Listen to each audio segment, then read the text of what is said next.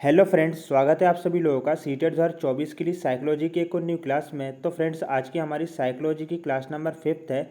जिन्होंने अभी last 4 classes को नहीं देखा है तो उन सभी क्लासेस की जो प्लेलिस्ट है और इंडिविजुअली जो लिंक है वह आपको डिस्क्रिप्शन में और ऊपर आई बटन में मिल जाएगा। तो वहाँ से जाकर आप सभी लोग उन क्लासेस को भी देख लें। तो चलिए हम लोग देख लेते हैं आज के जो क्वेश्चन है ना, काफ़ी ज़्यादा इंपॉर्टेंट हैं और 1 लाइनर क्वेश्चन को हम लोग डिस्कस करने वाले हैं। और क्वेश्चन से रिलेटेड जितने भी यहाँ पर क्वेश्चन बन सकते हैं ना, उनको भी हम लोग डिस्कस करेंगे। तो सबसे पहले क्वेश्चन देख लेते हैं हम लोग, मनोविश्लेषणवाद के प्रवर्तक कौन है। यहाँ पर काफ़ी अच्छा क्वेश्चन है कि जो मनोविश्लेषणवाद है इसके प्रवर्तक कौन है।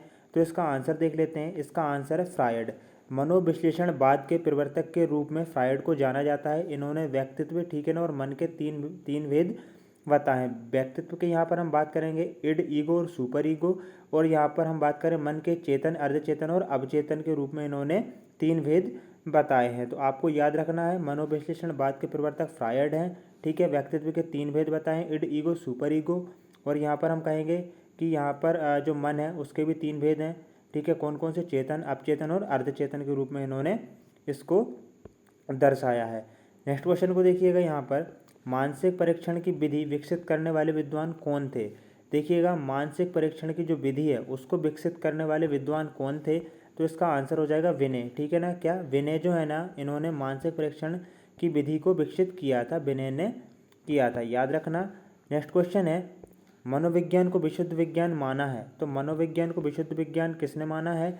तो यहाँ पर हम बात करें, मनोविज्ञान को विशुद्ध विज्ञान जेम्स ड्रेवर ने माना है। ये आपको याद रखना है क्योंकि यहाँ पर जो कथन है ना, यह भी पूछ लिए जाते हैं। आगे देखेंगे। नेक्स्ट क्वेश्चन है, शिक्षा मनोविज्ञान आवश्यक है। तो जो शिक्षा मनोविज्ञान है वह किसके लिए आवश्यक है। तो यहाँ पर हम बात करेंगे शिक्षक के लिए, छात्र के लिए और अभिभावक, इन तीनों के लिए जो है ना शिक्षा मनोविज्ञान काफ़ी ज़्यादा आवश्यक है। अब देखिएगा, शिक्षक के लिए क्यों है, क्योंकि देखिए यदि वह एक शिक्षक शिक्षा मनोविज्ञान का अध्ययन करेगा तो उसको क्या रहेगा कि जो छात्र को किस प्रकार से वह उसको पढ़ाए जिससे कि छात्र ज़्यादा से ज़्यादा सीख सके। और साथ ही में छात्र के लिए भी काफ़ी इंपॉर्टेंट है वह किस प्रकार से जो है ना सीखे, अधिगम करे, और अभिभावक भी, ठीक है ना। इन तीनों के लिए क्या है, शिक्षा मनोविज्ञान काफ़ी ज़्यादा आवश्यक है। आगे देखिएगा, अध्यापक वही सफल है जो बालकों की रुचि जानता हो। मोस्ट इंपॉर्टेंट पॉइंट है, ठीक है ना, नोट कर लेना, ठीक है। यहाँ पर कुछ इस प्रकार से क्वेश्चन बन सकता है। देखिएगा कि अध्यापक जो है वह किस प्रकार से सफल है। तो यहाँ पर बालकों की रुचि को जानता हो, वह इस प्रकार से सफल हो सकता है कि देखिए, एक अध्यापक बालकों की रुचि जानता है तो वह उन्हीं के अनुसार उसको क्या करेगा, अधिगम कराएगा, जिससे बालक ज़्यादा से ज़्यादा सीख सकता है। जैसे कि मान लीजिए कुछ बच्चे हैं जिनको यहाँ पर हम कह सकते हैं कि जो वातावरण है, एटमॉस्फेयर है, ठीक है ना, वह काफ़ी ज़्यादा पसंद है, बाहर जाना, घूमना फिरना पसंद है। तो अध्यापक यह चीज़ जान जाता है तो वह क्या करेगा कि जैसे कि देखिएगा, उसको उनको घुमाने के लिए क्या है, चिड़ियाघर में ले गए, ठीक। अब चिड़ियाघर में ले जाके उसको कई प्रकार के जो है ना उन बच्चों को जानवर दिखाए जाएंगे, वह कौन सा जानवर क्या खाता है, इस प्रकार से यहाँ पर बच्चे जो है ना काफ़ी अच्छे से सीख जाएंगे। तो अध्यापक वही सफल है जो बालकों की रुचि को जानता हो। अगला क्वेश्चन देखिएगा, कक्षा से पलायन करने वाले के प्रति आपका व्यवहार किस प्रकार से होगा। मान लीजिए कि आप टीचर हैं किसी स्कूल में, जो कई बच्चे हैं जो कि क्या रहता है कि वह बीच में ही कक्षा से भाग जाते हैं, ठीक है ना, मतलब स्कूल छोड़कर चले जाते हैं। तो यहाँ पर उनके साथ, उनके प्रति आपका व्यवहार क्या होगा। जो पलायन कर जाते हैं जो बच्चे स्कूल से, उनके प्रति आपका व्यवहार क्या रहेगा, निदानात्मक। अब निदानात्मक यहाँ पर देखिएगा, जो बच्चे कक्षा से पलायन कर रहे हैं, ठीक है ना, उनको उनका पलायन करने का कारण जानेंगे और उनका क्या करेंगे, निदान करेंगे। मोस्ट इंपॉर्टेंट पॉइंट है, ठीक है ना। उनका क्या करेंगे, निदान करेंगे, ताकि वह क्या हो कि वह कक्षा से पलायन ना करें। आगे देखिएगा, शिक्षा मनोविज्ञान की व्यक्ति के जन्म से वृद्धावस्था तक सीखने के अनुभवों का वर्णन एवं व्याख्या करती है। मोस्ट इंपॉर्टेंट, ठीक है ना, यहाँ पर यह एक परिभाषा है। देखिएगा, शिक्षा मनोविज्ञान व्यक्ति के जन्म से लेकर, कब से लेकर, जन्म से वृद्धा अवस्था तक। यहाँ पर आप इस पॉइंट को नोट कर लीजिए, ठीक है। जन्म से लेकर वृद्धा अवस्था तक, ठीक है, इसको आप नोट कर लीजिए। जन्म से लेकर वृद्धा अवस्था तक सीखने के अनुभवों का वर्णन एवं व्याख्या करती है। तो ये किसने कहा है, ये क्रो एवं क्रो ने कहा है। यहाँ पर हम बात करेंगे, देखिए, जिसमें जन्म से लेकर वृद्धावस्था तक का, ठीक है ना, वृद्धा अवस्था तक का अध्ययन किया जा रहा है, ठीक है ना, उनका वर्णन किया जा रहा है शिक्षा मनोविज्ञान के अंतर्गत। तो वह क्रो एंड क्रो के द्वारा दी गई परिभाषा है। परिभाषाओं को कुछ इस प्रकार से आपको याद रखना है कि उनके जो मोस्ट इंपोर्टेंट की पॉइंट्स रहते हैं ना, उनको आपको याद रख लेना है। आगे देखिएगा, शिक्षा मनोविज्ञान एक शिक्षक के लिए मूल्यवान है। ठीक है, बिल्कुल है। जैसा कि हम लोग अभी पढ़ चुके हैं कि जो शिक्षा मनोविज्ञान है, यदि छात्र, अभिभावक और शिक्षक अच्छे से उसको जान लेंगे तो उनको, ठीक है, शिक्षक को यहाँ पर अध्ययन कराने में और जो बच्चे हैं उनको अध्ययन करने में काफ़ी ज़्यादा हेल्प मिलेगी और साथ ही में अभिभावक भी काफ़ी ज़्यादा सपोर्ट करेंगे। शिक्षा मनोविज्ञान एक शिक्षक के लिए मूल्यवान है, उसका सबसे महत्वपूर्ण कारण है विद्यार्थियों के बारे में ज्ञान मिलता है। देखिए, शिक्षा विज्ञान से क्या रहता है कि उनको विद्यार्थी के बारे में ज्ञान मिल जाता है। अब ज्ञान कैसा मिलता है कि विद्यार्थियों को किस प्रकार से वह पढ़ा सकते हैं। नेक्स्ट क्वेश्चन है, मनोविज्ञान शिक्षा का आधारभूत विज्ञान है। तो देखिएगा, यहाँ पर फिर से एक परिभाषा आ गई है। आपको ना जो परिभाषा है ना, इनको नोट करके रख लेना है, क्योंकि लगभग 1 से लेकर 2 क्वेश्चन जो है ना, जो भी टीचिंग भर्ती से जुड़े एग्जाम्स है ना, उनमें पूछे जाते हैं। तो मनोविज्ञान शिक्षा का आधारभूत विज्ञान है, यह कथन किसका है? तो ये जो कथन है ना, देख लेते हैं किसका है। यह स्किनर का है। अब हम यहाँ पर स्किनर के बारे में भी जानेंगे। जो स्किनर है ना, इन्होंने क्या कहा था कि मनोविज्ञान शिक्षा का आधारभूत विज्ञान है। देखिए, यहाँ पर एक की पॉइंट आपको याद रखना है। देखिएगा, शिक्षा का आधारभूत विज्ञान मतलब शिक्षा का आधार, हम इस प्रकार से भी कह सकते हैं। शिक्षा का आधार किसे कहा गया है? ठीक है ना, मनोविज्ञान जो है ना, मनोविज्ञान है शिक्षा का आधारभूत विज्ञान है, यह स्किनर ने कहा है। अब स्किनर ने जो है ना, चूहों पर प्रयोग किया है। किस पर प्रयोग किया है? चूहों पर प्रयोग किया है। क्रिया प्रसूत अनुबंधन का सिद्धांत भी इन्होंने दिया है। इनके सिद्धांत को भी हम लोगों ने जो है ना, एक इंडिविजुअली क्लास में डिस्कस कर रखा है। यदि आप लोगों ने उस क्लास को नहीं देखा है तो उसका लिंक भी आपको यहाँ पर डिस्क्रिप्शन में प्रदान जो है ना, प्रोवाइड करा दिया जाएगा। तो वहाँ से जाकर आप सभी लोग उनको उस जो भी टॉपिक्स हैं उन सभी को आप देख लें। आगे देखिए, मनोविज्ञान मन का वैज्ञानिक अध्ययन है। यहाँ पर फिर से एक परिभाषा आ गई है। देखिएगा, परिभाषाएँ काफ़ी ज़्यादा इंपॉर्टेंट हैं, आपको याद रख लेना। मनोविज्ञान मन का वैज्ञानिक अध्ययन है। तो मनोविज्ञान जो है वह मन का कैसा है? वैज्ञानिक अध्ययन है। किसने कहा है? वैलेंटाइन ने कहा है। ठीक है, आपको याद रखना है, वैलेंटाइन ने क्या कहा है? मनोविज्ञान मन का वैज्ञानिक अध्ययन है। आगे है, मनोविज्ञान के अंतर्गत किसका अध्ययन किया जाता है? तो मनोविज्ञान के अंतर्गत यहाँ पर देखिए, मानव, जीव जंतु तथा संसार के अन्य सभी प्राणियों का अध्ययन किया जाता है। बिल्कुल, मनोविज्ञान के अंतर्गत सभी का अध्ययन किया जाता है। फिर से एक और परिभाषा देखिए, सॉरी परिभाषा नहीं है, व्यवहारवाद का जन्मदाता किसे माना जाता है? तो वॉटसन को जो है ना, व्यवहारवाद का जनक माना जाता है। और इन्होंने जो है ना, खरगोश पर प्रयोग किया था। ठीक है, किस पर प्रयोग किया था? खरगोश पर प्रयोग किया था। आपसे पूछ लिया जा सकता है कि जो वॉटसन है ना, इन्होंने किस पर प्रयोग किया था? तो इन्होंने खरगोश पर प्रयोग किया था। आगे देखिएगा, शिक्षा में मनोवैज्ञानिक आंदोलन का सूत्रपात किसने किया था? तो रूसो ने किया था। ठीक है, किसने किया था? रूसो ने किया था। यहाँ पर इसको आप करेक्ट कर लीजिएगा, रूसो ने शिक्षा में मनोवैज्ञानिक आंदोलन का सूत्रपात किया था।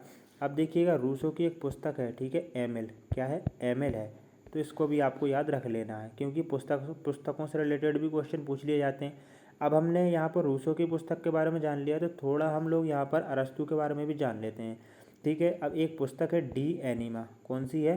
डी एनिमा। अब डी एनिमा पुस्तक के लेखक कौन है? तो इसके जो लेखक है ना, वह अरस्तू है। कौन है? अरस्तू हैं, आपको याद रखना है। अब एक पुस्तक के बारे में और हम लोग जान लेते हैं कि एजुकेशन साइकोलॉजी। कौन सी? Education psychology. ये किसकी है? तो ये जो है ना, ये है थॉर्नडाइक की। किसकी है? थॉर्नडाइक की पुस्तक है एजुकेशन साइकोलॉजी। और अब थॉर्नडाइक की बात हुई है तो इनकी एक और बुक है। कौन सी है? अब हम बात करेंगे यहाँ पर, देखिएगा, जो थॉर्नडाइक है ना, इनकी एक और पुस्तक है एनिमल इंटेलिजेंट। कौन सी? Animal intelligent. ठीक है ना, इंटेलिजेंस। ठीक है ना, जो भी है एनिमल इंटेलिजेंस है, तो आपको इसको याद रखना है। अब बात थॉर्नडाइक की हुई है तो इनके थोड़े जो है ना, इनके सिद्धांत के बारे में भी हम लोग थोड़ा जान लेते हैं कि इन्होंने जो है ना, उद्दीपन अनुक्रिया का सिद्धांत दिया था। किसने दिया था? थॉर्नडाइक जी ने दिया था। तो थॉर्नडाइक ने किस पर प्रयोग किया था? थॉर्नडाइक ने किया था बिल्ली पर प्रयोग। और इन्होंने सीखने के जो है ना, कई नियम दिए थे। ठीक है, जैसे कि हम बात करेंगे सबसे पहले मुख्य नियम की। तो मुख्य नियमों में 3 नियम थे। सबसे पहला था तत्परता का नियम, उसके बाद था अभ्यास का नियम, उसके बाद था प्रभाव का नियम, जिनको हम लोग जो है ना, थॉर्नडाइक के सिद्धांत में डिस्कस कर चुके हैं। उसकी लिंक भी आपको डिस्क्रिप्शन में प्रोवाइड करा दी जाएगी, तो वहाँ से जाकर उस क्लास को भी देख लें। शिक्षा मनोविज्ञान अध्यापकों की तैयारी की आधारशिला है। ठीक है ना, यहाँ पर देखिए आधार के बारे में हम लोग डिस्कस कर चुके हैं कि शिक्षा मनोविज्ञान, ठीक है ना। इसकी जो परिभाषा है ना, हम लोग देखिएगा स्किनर की हम लोग डिस्कस कर चुके हैं। यहाँ पर देखिए मनोविज्ञान शिक्षा का आधारभूत, यहाँ पर आधारभूत आया है, ठीक है ना। और यहाँ पर भी देखिए शिक्षा मनोविज्ञान अध्यापकों की तैयारी की आधारशिला है, ठीक है ना। तो इस प्रकार से हम कह सकते हैं कि आधारशिला, जिसमें ये की पॉइंट आए ना, वह किसने दी है परिभाषा, स्किनर ने दी है, ठीक है ना। इस प्रकार से आप रिलेट करके भी इनको याद कर सकते हैं। यह कथन किसका है, तो यह स्किनर का है। शिक्षा मनोविज्ञान अध्यापकों की तैयारी की आधारशिला, यह कथन किसका है, स्किनर का है। देखिएगा कोल्सनिक शिक्षा मनोविज्ञान का आरंभ किससे मानते हैं, ठीक है। कोल्सनिक क्या थे, एक मनोवैज्ञानिक थे। यह शिक्षा मनोविज्ञान का आरंभ किससे मानते हैं, तो ये प्लेटो से मानते हैं, ठीक है ना। किससे मानते हैं, प्लेटो से मानते हैं। प्लेटो की एक बुक थी, काफ़ी इंपॉर्टेंट है। उसका यदि किसी को नाम पता है तो वह कमेंट बॉक्स में ज़रूर से बताए, ठीक है ना। तो और साथ ही में ये जो भी इसका नाम बताएगा ना, उसका नाम, ठीक है ना, जो नेक्स्ट क्लास रहेगी उसमें यहाँ पर अनाउंस किया जाएगा कि जिसने भी इसका राइट आंसर बताया हो, ठीक है ना। आगे देखिएगा मूल प्रवृत्तियाँ संपूर्ण मानव व्यवहार की चालक हैं, किसने कहा था, मैकडूगल ने कहा था, ठीक है। मोस्ट इंपोर्टेंट क्वेश्चन है, ठीक है, ये वाला कि मूल प्रवृत्तियाँ संपूर्ण मानव व्यवहार की चालक हैं, किसने कहा था, तो मैकडूगल ने कहा था। शिक्षा मनोविज्ञान ने स्पष्ट व निश्चित स्वरूप कब धारण किया था, तो जो शिक्षा मनोविज्ञान है देखिएगा अमेरिकी मनोवैज्ञानिक थॉर्नडाइक, ठीक है, हम थॉर्नडाइक के बारे में डिस्कस कर चुके हैं, ठीक है। जुड़ स्टैनली हॉल, ठीक है ना, स्टैनले हॉल, टर्मन आदि के प्रयासों से शिक्षा मनोविज्ञान ने 1920 में, ठीक है, यहाँ पर आंसर हो जाएगा 1920 में स्पष्ट व निश्चित स्वरूप क्या धारण किया था। आपसे क्वेश्चन इस प्रकार से पूछा जा सकता है कि शिक्षा मनोविज्ञान ने निश्चित स्वरूप कब धारण किया, ओनली, ठीक है ना, 1920 भी ऑप्शन में आएगा, तो 1920 बिल्कुल यहाँ पर करेक्ट हो जाएगा। मनोविज्ञान का शिक्षा के क्षेत्र में योगदान है, बिल्कुल है, ठीक है। बाल केंद्रित मूल्यांकन और पाठ्यक्रम मनोविज्ञान के अंतर्गत ही क्या है, मनोविज्ञान की एक शाखा है बाल केंद्रित, ठीक है, मतलब बाल विकास वगैरह जिसको हम लोग पढ़ रहे हैं। तो ये जो बाल विकास है ना, इसमें बाल केंद्रित शिक्षा पर जोर दिया जाता है, बच्चों का मूल्यांकन किया जाए, उनका निदान किया जाए, और जो पाठ्यक्रम है ना, जो बच्चों की रुचि के अनुसार उसको बनाया जाए। इस प्रकार से जो है ना मनोविज्ञान का शिक्षा के क्षेत्र में काफ़ी ज़्यादा योगदान है। नेक्स्ट क्वेश्चन को देखिए, शिक्षा मनोविज्ञान के क्षेत्र में अध्ययन किया जाता है तो मूल प्रवृत्तियों, अनुशासन और अधिगम का, कि बच्चों को किस प्रकार से अधिगम कराना, मूल प्रवृत्तियाँ किस प्रकार से जो है ना वह उनकी रुचि के अकॉर्डिंग जो है ना बच्चों को पढ़ाया जाए। अगला क्वेश्चन देखिएगा, शिक्षण का मुख्य केंद्र क्या होता है, तो यहाँ पर देखिएगा शिक्षण का जो मुख्य केंद्र है ना वह बालक होना चाहिए, ना कि शिक्षक होना चाहिए। अब देखिएगा कोई कक्षा है, ठीक है, आप टीचर हैं, उसमें आप बिल्कुल ऐसे स्टडी करा रहे हैं जैसे कि अपने लेवल से, ऐसा नहीं होता है, ठीक है। बच्चे के लेवल के अनुसार, उसके अकॉर्डिंग, उसको जो पसंद है ना उसके अनुसार इसको शिक्षा देना चाहिए।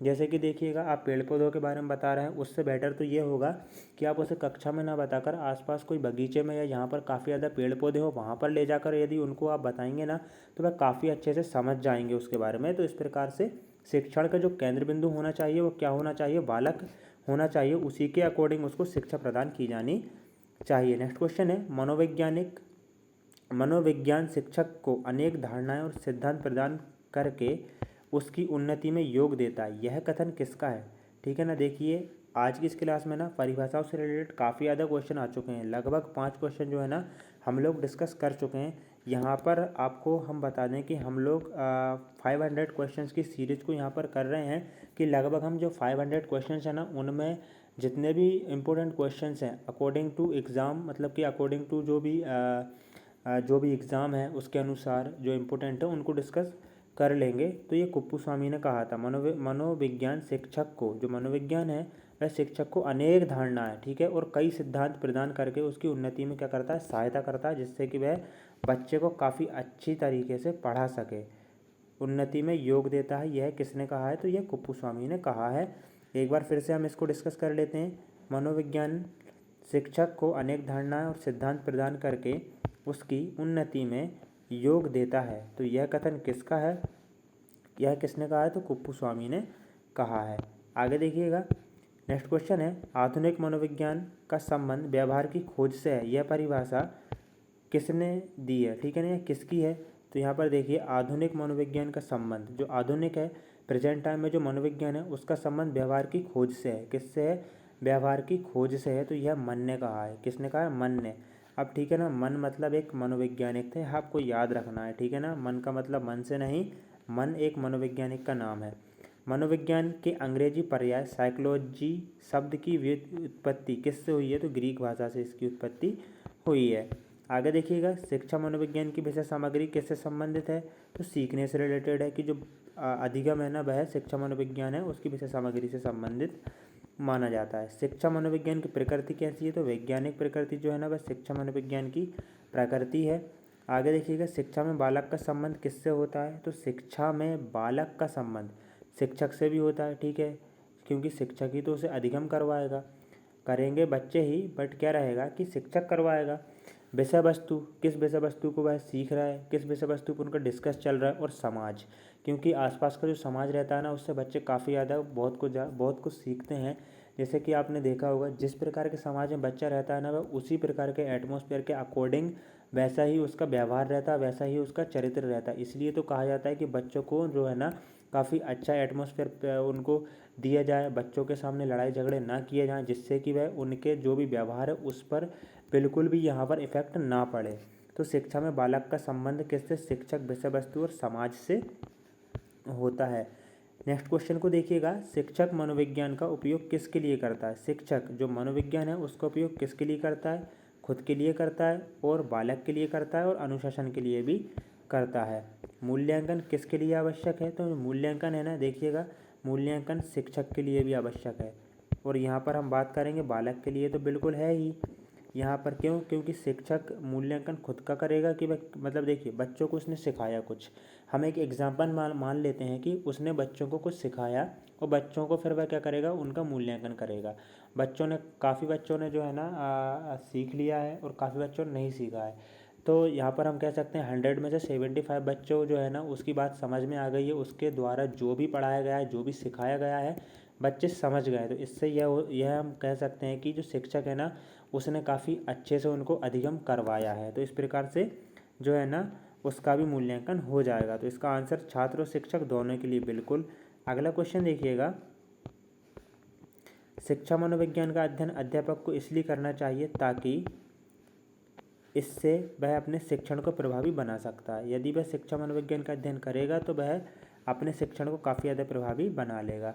तो गाइस आज की इस क्लास में हम लोगों ने गाइस जो क्वेश्चंस, जितने भी इम्पोर्टेंट क्वेश्चंस थे उनको डिस्कस कर लिया है, साथ ही में जो उससे रिलेटेड जो भी क्वेश्चंस हैं उनको भी हम लोगों ने डिस्कस कर लिया है। तो फ्रेंड्स आज की क्लास आपको कैसी लगी कमेंट बॉक्स में ज़रूर से बताएं, और एक जो क्वेश्चन है ना उसका आंसर आपको देना है कि प्लेटो की बुक का क्या नाम था। एक क्वेश्चन और हम आपसे पूछते हैं कि जीन पियाजे जो है ना उन्होंने जो सिद्धांत दिया था उसका क्या नाम है, कितनी अवस्थाएं थीं और उन्होंने किस पर प्रयोग किया था, ठीक है। तो उन सभी के बारे में आपको कमेंट बॉक्स में बताना है। जय हिंद दोस्तों, वंदे मातरम। मिलते हैं एक और न्यू क्लास में।